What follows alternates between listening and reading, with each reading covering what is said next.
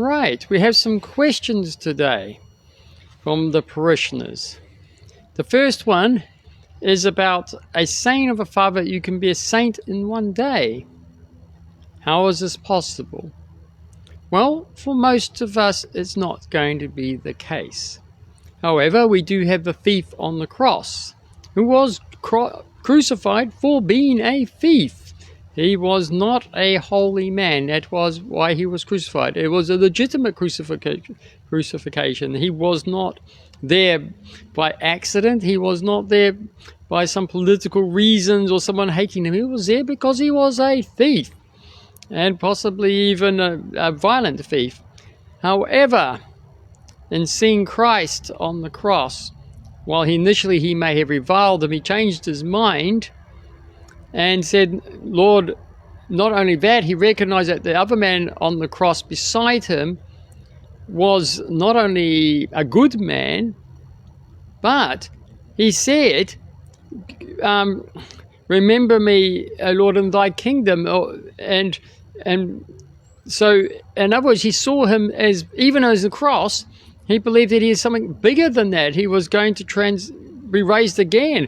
He had a kingdom beyond that. He saw through that, and that act of faith, incredible faith, that you see a man crucified, and you see in him someone ask him to remember me in my kingdom, and immediately there was the depth of repentance, the depth of faith, the depth of belief. So Christ at that time said, today you shall be with me in paradise. So if a man was not only saved in a day, he was saved in about 3 hours from his choice. There's another cases too of the 40 martyrs, where one man left out and one of the soldiers jumped in just before they died within an hour, and he was saved. So we do get times when people are saved literally within an hour of faith. Why? Because ultimately salvation is our union with God, and it is such that we need to have every part of our life that God is in us, and we allow him to be in us. And that takes an act of will where we check through every department of our life and surrender it unto God. We give him this part of our life and that part. Now, most of us, this takes many years, an entire lifetime of testing and trials to go through. Do you really want God more than the love of your wife? Do you really want God more than the love of money? Do you really want God more than this good food? Do you really want God more than your nice beer? Do you really want God more than your status? Do you really want God more than this? So where's your attachment? Are you really wanting to love God with all your heart, all your mind, all your soul, and all your strength? Is that truly what willing to obey God in that? And the tests are going through each part of our life. We achieve one thing, then it goes, well, what about this area? What about this area? Because we've got to be perfect in every part of every department. And so this takes many of us many years, thanks to God, going through prodding this, giving us trials on that, giving us a trial on that. So we're having to die to this thing, we're having to die to that thing, putting God the priority in this, God the priority, detaching ourselves from that on this next thing. However, because it is a matter of heart, a matter of focus, a matter of perspective, of giving yourself up, this is possible to achieve immediately. Some people, like Mary of Egypt, comes in and has an immediate sense of her sin, etc., and rushes out to the desert. The whole mind is transformed, the whole way of thinking is changed, and she's willing to accept Christ in everything in an instant, basically. So almost an instant your mind can change and accept Christ. And some of people whose minds changes are so profound, like Mary of Egypt, you can go into the desert and give up everything literally and be supported by God straight away. Most of us couldn't dream of doing that. It wouldn't be so profound. Or Anthony went out, he heard this gospel, give away everything and follow me. He literally did that. There was a profound, deep change, and that basically saved him. He spent the rest of life, he last many more years struggling as well to go through all the details. So it is possible in a day to be saved when the heart is changed so completely, so focused on God, that you open him to be all and all in you. And so that is our way of our thinking. But for most of us, we don't act in such extreme full ways, and it just takes a long time of life to test this and test that. And we're all going to the same end. We all need to have openness for God to be all in us, freely, completely, and be perfect as He is perfect. But most of us, it takes a long time to work through all that, which is good. If it was a expected sudden shock, the shock we need to go in to be in the state where we are ready to accept that, unless we're very perceptive on the scriptures, most of us couldn't handle. It'd be just too hard for us. We'd break down. It's much easier for most of us to gradually be brought forward and to grow in the faith, going step by step rather than trying to do all at once. But again, it's not like I achieve perfection in this life. We never achieve perfection. It's our openness to achieve perfection. That's what counts. And so people in an instant can have that complete depth of heart openness. And only God judges that matter. For most of us, as I said, He gives us more patience and works us through things. But of course, if we're wise as Christians, we need to be ready to pass at any stage. So we should be making sure we're not, oh, God will give me 100 years to sort this out. No, this is not the wise thing to do. You should be living each day as if this is my last day. And so we should have a little bit more zeal in that. But God's often His patience realizes that we haven't quite given all to Him, so he helps us to keep working on this. And then there's times too, there's a different sort of crown for persevering in Christ. And this comes to the next question, is what about those who are baptized and there's a certain grace, and then we lose that grace after time? And this also happens for monks. They go to a monastery, they become a novice, they feel a certain grace, a certain zeal, and suddenly after 2 or 3 years, this is gone. And it's like a dryness, there's emptiness. What am I doing here? Why is this like this? And again, it all comes back to our will, our heart, that it's about freely allowing God to be all in us for the love of God, for love of what is good, for love of who He is, in the act of faith. And so it's all very nice to go to God when we see a miracle, or where we see feeling all wonderful feelings of grace and all this and joy and happiness. But that's not truly the heart is attached to. You're attached to the happiness, you're attached to the nice feelings, you're attached to the glory of music. But what really matters is you love God for who He is despite everything. Despite whether you receive nothing at all, you love goodness for the sake of goodness. You love His humility, His patience, His kindness, His gentleness, His holiness. You love that for an end in itself. And that's what the real test is, because ultimately to be united with God, we must freely accept God as who He is. We must love His activity. We must love the way He is. We must love His holiness. We want to be holy wherever He is holy. And so for that to be tested, that our heart is truly to become holy as He is holy, perfect as He is holy, to truly love Him as He is, forget anything. So our heart, we want this goodness of God, so it becomes truly our own desire, truly our own goodness. When we're in obedience, we take others' will to become our will. So it's truly to test our minds. Are we really wanting to live the way of God because we want to do it for ourselves? And this is why He takes away all this, the grace, every other motivation that you might feel like doing this, and leaves you just to the struggle to discipline yourself, to move into this love of God for the sake of it. His patience, His tolerance, His kindness, all these things. Nothing there to help you. He is actually helping you. You wouldn't be going anywhere without His help. But He takes away all the feelings, the reward, the joy, so that you are doing it purely for the love of God, purely for a sort of sense of faith, not by some feeling or anything, but just purely as a state of faith, a state of belief. And when you do that and establish and keep doing that discipline, that test, you are truly love God for who He is, despite everything. Then He starts giving you the grace to transcend yourself, and you go into a much higher level, because you're showing yourself that you truly want to be with God. Now you go back to the time of the Pharaoh, when the first few times when the Pharaoh was opposing the Jews, the Pharaoh chose to do this himself. And then after a number of times he did it, then God, it says, he hardened his heart. Then it said afterwards, God hardened his heart. God, because he had shown his determination. He proved himself. He wanted to hurt the Jews. So God doubled down on him for that. Once you've done that, okay, you'll do this now. I'll actually make it worse. So you'll make a point to you that you've chosen this way. Well, now I'll let the demons take you down the path to the fullness of this badness. So teach you a lesson. And it's likewise for good. If we show ourselves to be persistent and good, despite all the help that's freely from us, then God gives us extra grace, extra joy, extra desire for the good of his own desires, his own goodness. Because we've shown ourselves that is what we want. Then he will come and help us. But we must go through this dry period, this hard time, to really test our own hearts, our own motivations, our own desires. That we're not coming just because we saw a miracle. We're not coming just because we feel good.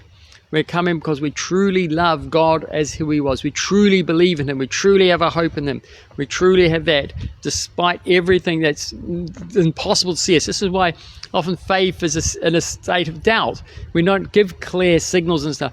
That's because it really wants to get in our heart. Is that the faith truly ours? There's no compulsion.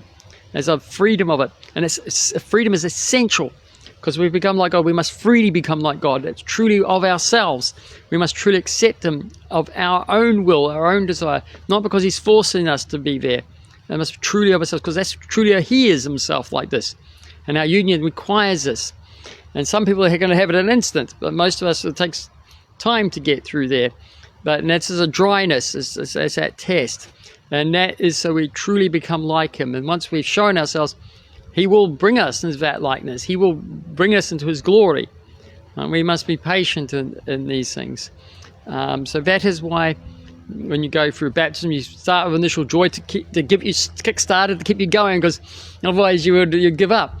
But just remind you, and you remember the taste of grace you had, and so you keep hoping for it. It's just one thing to help you, but it's taken away to just really test you, and long enough too to you almost start doubting that taste. But the taste is there just to remind you, no, actually I know there's something more real than this, so you don't just think it's empty nothingness. You had a little bit, and to get your first initial zeal into the church, to get you the habits, because it's not an easy way of life for Christian life.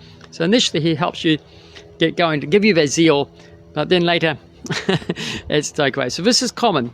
So we mustn't worry about these things, and it's good for us. It's essential for us that we go through this. So we must press on in faith in these ways and just keep praying. God is there. He's looking after us, but we do need to persevere. And then we have, this is a part of catechism. And yes, I think we are sometimes failing in our catechisms in rushing things in. One of the things about coming into the church, a catechumen process, is not just about teaching them how to say the creed. It's not how to say the Our Father. It's not just about how to make the sign of the cross. One of the reasons why we take time for catechumens is not the knowledge, it's the test of stability. Are they willing to keep coming to church? Are they willing to actually do the fast? Are they willing to actually start making prayers? Are they willing to be excluded from church day after day after day and still keep coming? This is a test of the commitment in their hearts to coming to the faith, coming to the church. Being kicked out all the time, over and over again. This is not easy. You want to be part of it and you keep getting moved out. That it's part of the test. And sometimes the monasteries, someone's outside, it take a while. No, you're not allowed in. You've got and the determination to be out there, despite rejection. But the perseverance is like the woman banging on the door. That's that perseverance. This is a test because that perseverance is building up determination, and that determination getting settled as a habit. It's getting this settled in a permanent sense. And because you keep going, well, no, I want to come. And no, wait. No, I want to come. Wait. And it gets through that zeal part where it becomes settled in the heart. It's something that becomes stabilized in the person's mind to keep coming, to keep going, despite not being part of it yet, but to keep going along. And it's moving past that zeal thing of excitement into a state where that's all gone, and now it's just the drudgery of going through, but I still want to keep going. That means that the desire is deep, It's settling the deeper in the heart. And then the stain part is going to be permanent. If you rush it in, they rush out again. And this is not good. We don't want to lose people. And it's much worse. We must not baptize someone who rushes out of a church again. That's a greater compensation on them and us for rushing these things as a priest. So this is the time. It's not just about time for taking. It's a time of going through this, the deep settling of the desire into the heart, the habit of desire, the consistency, the stability of it. This is quite core to their salvation. There's stability. And this is driving that stability. That's why we take the time to do these things. Also, there's elements of Orthodox faith, which is habit. It's learning to get up in the morning, say the prayer, make the sign of the cross, do your prostrations, turn up to church week after week after week. You need to develop these habits, and that takes time. Habits take time to develop. And the same as going into monastery, at least a year to 3 years, going into through the monastic route and waiting. Normally about a year. Can they be patient for a year? Can they keep doing the rule? Can they follow the way of a life? And generally, for the stricter monasteries, if you can survive a year, you can probably keep surviving everywhere. It doesn't mean that at times that monks do leave. Sadly, yeah, but if you give them the proper novitiate time, you minimize this. You prove this stability. And sometimes monks will leave after 6 months, some leave two weeks, some after some novices, some will be a year they'll get through and they've had enough. Each one has a different time. We mustn't, sometimes it's sad to see the novices of that time leaving, but that's their freedom and they to go. We should there because that's all part of a testing process, and if they make it through, okay, each one has its time to test through. So, and again, the catechumens have their time of testing, and we've got to give it to them, and some will stay. Hopefully they stay. The longer they stay, we'll hope we have it. They will continue to stay, but some will go. Oh well, that's their freedom. But it's important that they freely come in an established, stable way, and so that's important. I think also in our catechisms, well, there is a part of coming Orthodox where we have to, difficultly, but we have to anathematize the other people from whom we're leaving. We have to not only just say, I like Orthodox because I like its singing, I like its choirs, I like its history, I like its dress, I like Greek Slovakis, I like Russian caviar or something like this. It has to be that this is the true faith. This is the only church which is maintaining apostolic tradition. And everyone else is cut off from the church because they are teaching heresy. They're not teaching the apostolic church tradition properly.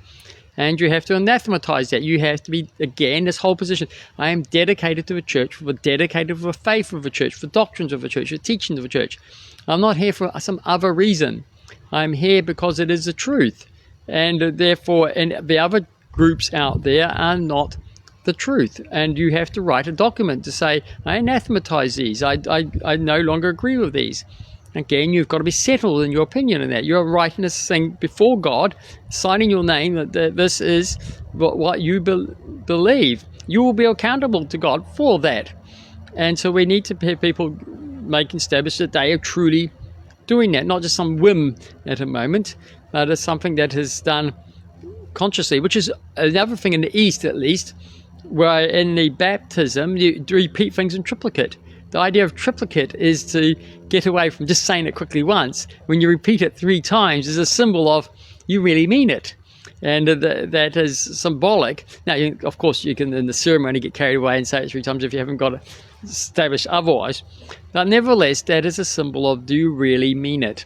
And so this is an important part. So a catechism must make sure that they understand why they're coming Orthodox and not Anglicans or Roman Catholics or other Protestants, and they have to reject the other ones, not just come across as this is a better denomination and stuff. And so quite often, unfortunately, a lot of people come across to Orthodoxy also too, and it's not checked out, with wrong motivations. A priest I knew in New Zealand, he would not allow Anglicans to become Orthodox. Why? Well, not in an absolute sense. But if they were running away from something like woman ordination, woman priests and stuff, he said, no, go away. If you're going to become Orthodox, you've got to become Orthodox because you want to be Orthodox. not because you're running away from something. You don't come to Orthodox because you want some sort of masculinity thing. You don't like the world of this. You want some sort of more traditional lifestyle. You're scandalized by the behavior of... Okay, for some of these can be a catalyst, it can be a starting point, but this is not why you become Orthodox. You become Orthodox because you want to be Orthodox. You want to accept the faith. You want to accept the tradition as the church teaches. Not this little bit that you like, but you must accept everything that the church is. You must accept the ecumenical councils. You must accept the way we make the sign of a cross. We must accept the way that you allow to take communion here and not here. You must accept the way that of prayer, the way we have the hierarchies of the church, etc. You must accept these things as in the ecumenical councils, not according to your fancies of what you think is the case. I mean, that's when I came Orthodox, I had ideas of premillennialism, and I must teach the Orthodox Church about this and get them correct. But obviously that's an arrogant point, and I quickly changed my opinion on that to conform to the Orthodox way of doing that. So sometimes we have these opinions, but we must really get rid of these things before ideally we become Orthodox. We must accept it as it is, and for the love of it, and we want to be Orthodox, not trying to escape something else. Again, your heart is not properly attached. You're just running away from something. You're not coming to Orthodoxy for Orthodoxy. So part of the problem is we need to catechize to make sure that people are wanting to truly be Orthodox and not run away from something else. And then again, that's why we take 1, 2, 3 years to test them if they're willing to live with our fasts, with our rules, our ways of going to church, etc. Being, as I said, expel, and it's good to expel the catechumens. It's testing them. It's saying you're sort of rejected, and a lot of people can't cope with this, and they run off somewhere else. But if they're running off like that, their heart's not for God. They're for more of their image, their social standing, their social acceptance. It's not about the love of God and obeying the ways of the church. So this is why we do some of these things, to challenge people. There's also other good reasons about the mystery what has been performed. That's why we have to do this as well. But there's all sorts of benefits of this, is testing people's hearts properly. And often that this is not done. So people have to come to Orthodox, must be tested. They're becoming Orthodox because they want to be Orthodox. And many who are just running away from something else will come here and find that Orthodox, I want to run away from scandals of these priests. And no, our priests are just as scandalous. They do this wrong, that wrong. Oh, a lot of messy. I want to come from a pureness of truth. Oh, what's been taught? I want to come from a purity of the singing. Well, no, we're complete shambles. But the official position, the official teachings, the official place of the church holds these things, and we recognize these other things are mistakes, and we can always turn back. Whereas these other places have usually rejected these things in principle. No, we don't need to do it like that. We don't need to do that. We do it by sin, and we recognize it's a sin, but the other ones almost teach it's okay. And so this is a big difference, and this is a doctrine. You must come from the teachings and the doctrine of the faith. And there are places in the Orthodox where we keep things carefully, but there's few and far between. So we mustn't come thinking it's all pure. Am I coming to a perfect parish? There's no fights and grovel and gossip. No, these things always happen everywhere. But there is a grace in the communion. There is a teaching of solidity of the scriptures and of the fathers, which is there, which you can't find elsewhere. And that's what we come for, the love of God, despite the weaknesses around us. But if you're just coming to escape weaknesses elsewhere, you're just going to be scandalized and turn around and walk away again. If you're not here because of the truth of the faith, that's what's been taught. Everyone's are schismatic, they are heretics. You've got no choice but to join in. Yes. Now, of course, the church could help a lot more. Unfortunately, the churches in the places like USA, Western Europe, where a church is too heavily ethnocentric, diaspora, rather than truly planting itself as a local church. These things are changing, but there's an extra barrier of ethnicity, of things that you've got to sort of somehow become Greek or Russian or Serbian or to become Orthodox. This is very difficult. and people need to be extra strength and help to deal with this, because it can be socially very difficult to be sort of cut off, very isolating. You're suddenly with a whole lot of people from a different culture, different place. That's very hard for people to deal with. Having said that, again, we are to leave family, home, and all these sort of things. We're not here to indulge with our culture. We're here to find Christ. And if you get past this, you can actually find a unity in Christ which transcends all the cultural things, and a greater love for those that are in the church, even if they have nothing in common with you in sort of some cultural levels, but you have a bind in Christ, which is more important. So again, this can be a difficulty, and perhaps the church needs to learn to, by its rights or its way it organises parishes, to minimise this to some degree. This also can be another benefit to test. Is it really a matter of faith, or is it a matter of, I want to go and have my cup of tea with my person, or I want to have my ouzo with my normal thing, of my Slovakia with there and my baklava, and I'm not going to the Russians because they've got caviar instead. Oh, I'm not going to the Greeks because they've got baklava. What are they doing? They haven't got caviar on the table. All these cultural customs, which so many people get caught up with, and even so many Orthodox get caught up with, which is not to their benefit. One of the dangers actually is sometimes with the Greeks and the Russians and Serbs, as you're going along, because it is simply a cultural thing, especially in the diaspora, and the faith is not really in God, it's there for as a cultural thing. So you're going to the correct church, but you're going for the wrong motivation. And in some ways the convert is a better situation, because they're going with the correct motivation, and so in a better place despite all the baggage they bring along. And then there's a lot of things, mentalities, attitudes, things that are Orthodox, which take a long time to unpack. Unfortunately, Orthodox influenced by these things, the way we do music, the way we behave, the expectations of what it is to be a Christian, the what we are to be doing day-to-day life sort of thing. One of the biggest things coming from a sort of evangelical US thing, is more affecting Britain as well now, is a place of hierarchy, place of duty, your place in the church. Not everybody's called to be the next great apologist and evangelist and judge the church for this, that, and the next thing. Protestants are sort of, each individual seems to be the new, latest, greatest evangelist and apologetics, and sit down and judge everybody else. In the Orthodox Church, no. You're a layman. Shut up. Keep quiet. Sit down. And you're not your place to be doing that. It's the priest's job and the bishop's job. And there's a certain level, yes, you're responsible for your own faith, but there's also, you're not the one who's judging other people there. You're not the one responsible for the sins of the other man. You're not the one that's in charge of doing this and that. And you must respect the order in the church. And one day, if God puts you in that place, make sure you train to do a good job and you're a faithful servant, and not condemned for failing to do it properly. But don't start jumping up and down and running off around the world trying to convert everybody. It's not your job. Your job is to live a quiet and peaceful life of godliness and dignity, caring for your own home and family. And this is a true test of whether you're truly a good Christian, is must do this first. As it says in the scriptures, the man be made a presbyter or a deacon must have a father of one wife and bring up his children properly and stuff. If he can't control and manage his own home, how is he going to control a parish? It's very true. We must be patient in these things. But there's also a lot of grace. The grace of priesthood is for public teachings, etc. It's not the grace of a layman for doing this.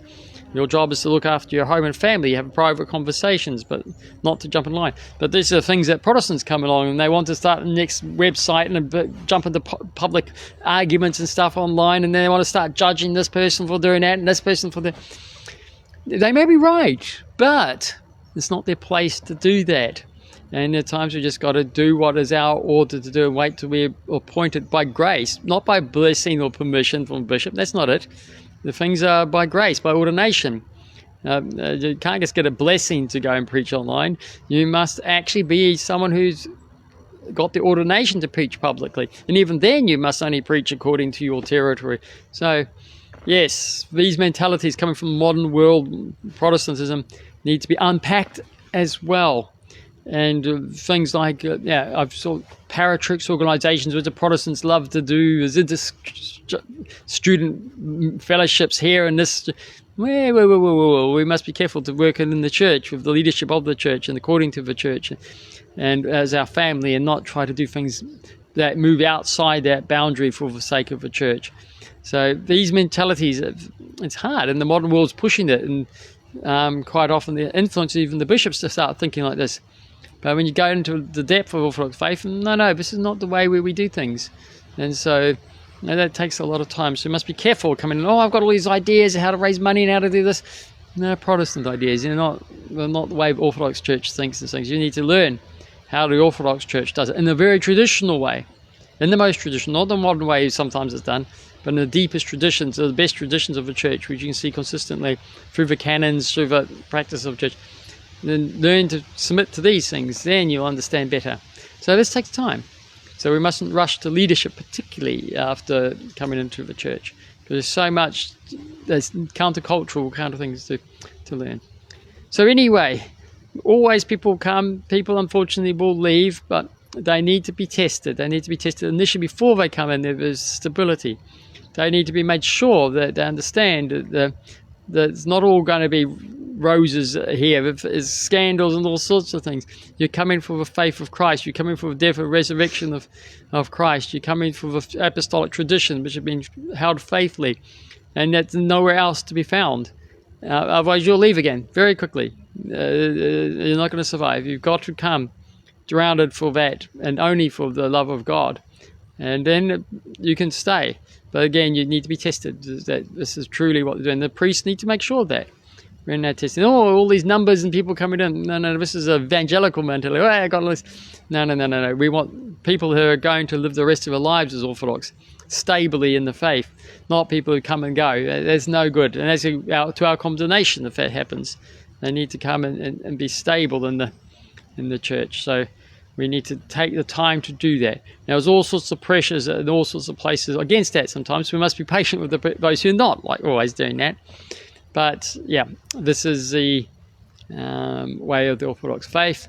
And it's difficult. Priests need to be taking the time with the catechumens, training them, getting them prepared for the difficult things, and making sure that they're used to fasting and all these other things like that, and just preparing their minds to live a calm and simple life and look piety and godliness. Just look after your family. Just don't try to do anything great, or don't become a super saint. Don't become just live a day-to-day routine. Get up, say your prayers, go to work, make sure you provide for this, go home, say grace at meals, say your prayers at night, make sure your kids are taught a little bit, read some scriptures, etc. Read some of fathers, so you're constantly learning a little bit. Make sure your children are doing that as well. Unpack them from their secularization from school. There's a major job of things. Try to live in a traditional family life as possible. And that's what you do if you're a married person. If you're single, try to get married or go become a monk. Don't try to stay around single too long. Some people can't do anything about it.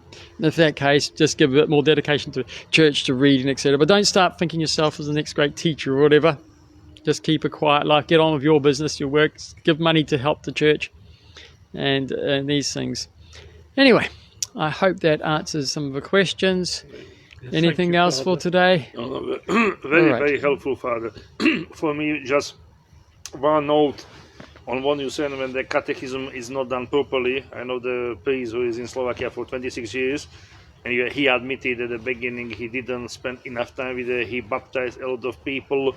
He charismated, or he took into the church the ex-Catholics for the wrong reasons, because they were living ex-Protestants, atheists, and many of them during his 26 years being on one place are gone. Yeah, so even now he's very, very careful who actually he will be baptizing. Yeah, if he's a parishioner and they have a baby, that's absolutely that's normal.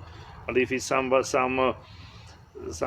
convert or somebody looking for the orthodoxy, he tests them very, very well, because he admitted it, so he done a lot of mistakes, and he baptized a lot of people who are not there, who lost the faith, who move away, who travel, so-called travelers. Yeah, so the people who jump from the denomination or for the faith to there, and they are never happy. Yeah, they are there for a few years and they're just there. So, and I don't think so it's done properly, that catechumen process in many parishes. We know what happened in the UK with the Anglicans who became Orthodox, yeah, even including priests. yeah, even the parishes, they still have that ex-Anglican thinking, that mentality, because that process was too. They left because of the women's priests, some women's bishops, or all these, the pushing homosexuality or whatever it would be, but they didn't become orthodox per se. They didn't have that Yes, and unfortunately, when you rush somebody into ordination too quickly afterwards, that actually stunts them from being so, because they suddenly feel, oh, I'm a priest, I'm a teacher and stuff, and they start to speak out rather than take in. They need to be in place of a learner, where so as a layman for a long time, so they stay learning, and not in the place of teacher. As soon as you go into a teacher, you in some ways you stunt yourself from learning. Now you should still try to keep learning, but you do stunt yourself. And this was one of the big mistakes, and it causes scandal for Orthodox when they come to this, because they feel like something's not right here, something's not truly Orthodox. It feels like, and then they do sort of little practices and stuff, or give a spiritual advice, which is pastoral advice, which is more Anglican than it is Orthodox. Yeah, this is a mistake, but this is on the bishop's head ultimately for these ordinations, because he's the one who actually ordains. It's not the convert's fault necessarily in this matter. It's a bishop, because he shouldn't be ordaining them. He should be telling them to do this. But this is a mistake, and it's the same as the presbyter's mistake for quickly baptizing people coming in. And there's always cases where people disappear. One of the big problems, of course, in modern society is stability. People are no longer stable. They move from here to here to here. And with that stability, it's very hard to properly stabilize someone in a parish when they're going to move 3 or 4 years later, and making sure that they go to another parish and stay there. And so this is also another big problem of the church, the modern society, is stability. We very bad stability. It's very hard to become a monk and stuff. Even get married, just stay with the same person, just stay in the same house, stay in the same job. We've lost that now, and that's really bad spiritually. Because we should be staying in the same parish, the same church and everything all our lives. We shouldn't be moving from here to here to here. This is not good. We have to make it do it. We have to endure it. We have to put up with it. And there's going to be times where we're just going to make mistakes because we can't, because the situation is difficult. We do our best. But we must take care, as your priest does once he's learnt, that you do take the time, you do test better, and to follow the old-fashioned rules, really. That's what they're there for. Don't try to think you know better. Just do what the church has always done. Follow the old-fashioned ways, and that's for your best, for your safety and for theirs. See you next week.